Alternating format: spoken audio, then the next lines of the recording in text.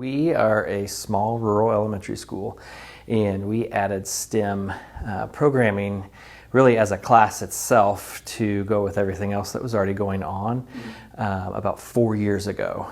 And during that time, shortly after the school board and the superintendent agreed to let us have that class and then have a dedicated teacher, we were connected with Sasha and IN-MaC.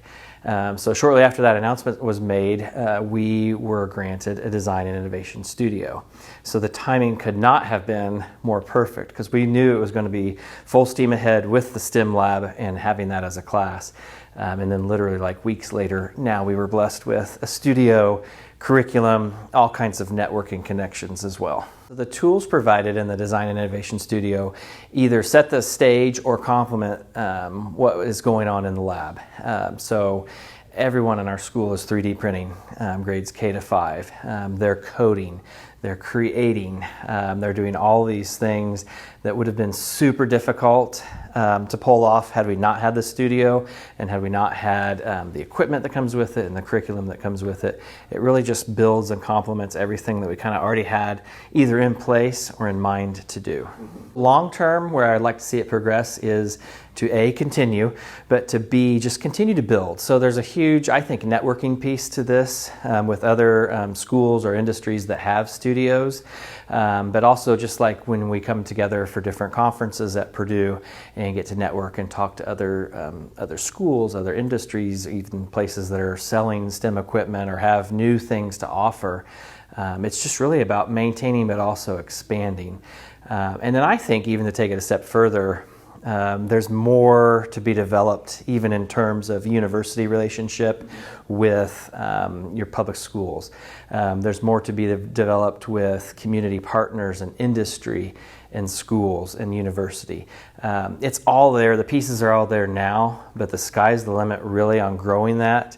And even as we look at jobs of the future and industry needs and what we really need right here in Indiana, I feel like there's a lot of potential there with all those different entities. In terms of workforce development and professional development both, you look at from the student perspective, we're training them in some ways for jobs that don't exist. I don't even want to say we're training them, we're really opening up their eyes to possibilities for jobs that don't yet exist. And then you add in the teacher component to that and the professional development, that's a huge piece too. So our teachers are learning more because our world as teachers is very different than the world of our K through 5 students. Part of us being STEM certified through the state of Indiana, all of our teachers have to be on board, all of our teachers have to be bought in on STEM and what we're doing. And so when you put those two pieces together with the professional development piece, the always learning piece, and then I think just really facilitating STEM learning with students and seeing what they can come up with, and won't it be fun in several years to look back and say, okay, we planted that seed and now they're doing this job that we didn't even know about or hadn't even thought about back when they were in school. When you look at our particular area where we're located, it is more, it's not quite as thriving as the Lafayette area. It's more of a struggling area at times. So to be able to expose students to these different STEM activities and possibilities, we do see some work with automation. We do see a lot of work with coding and that type of thing with industry around us. And so that opens students' eyes to those possibilities, but also allows them to actually see it happening in person too. And again, planting those seeds of not only what jobs are there now, but what might they think of or what might they be a part of as they get older and help create and learn more and that type of thing. Around us, you have industry with automation as far as like even like remote control vehicles that can go in to fight a forest fire or deliver things where people may not be able to get to. You have industry with literally building engines for trains.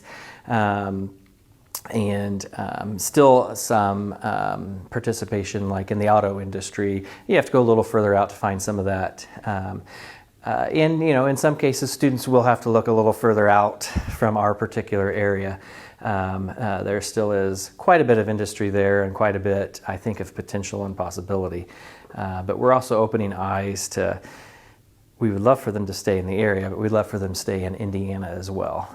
So can we produce a student that's ready to accomplish what is needed in that STEM world with industry right here in our state? So our best and brightest are staying with us versus going somewhere else. So we're STEM certified through the Indiana Department of Education, and that's a process we went through a couple of years ago. That process is open to any school. In fact, our whole corporation is. We're one of the few in the state of Indiana.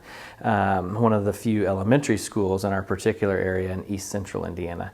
What we did, the process itself, there's a rubric, there's site visits, there's information and data that you put together basically to show what is going on in the STEM world in your school. STEM's not just 20 minutes a week on a Friday, but STEM's going on all day, every day across all your grade levels. Our school in particular had the desire to be certified because we really wanted to celebrate what was going on there. There was a lot of STEM activity happening before the Design and Innovation Studio. When the Design and Innovation Studio came in with the STEM class and the lab that all students get to participate in, it took it to the next level. So we have a school where all teachers are trained in Project Lead the Way, but that is separate from what they're going to see in the studio with the STEM teacher. And so we wanted to go through that process. It allowed us to examine what is going on, examine areas where we could possibly grow or get better, but also just embrace that we wanted to be a STEM school, and that's what we want to be known as in our area. So it was kind of really a way to celebrate what was going on, but maintain and grow what we had in place.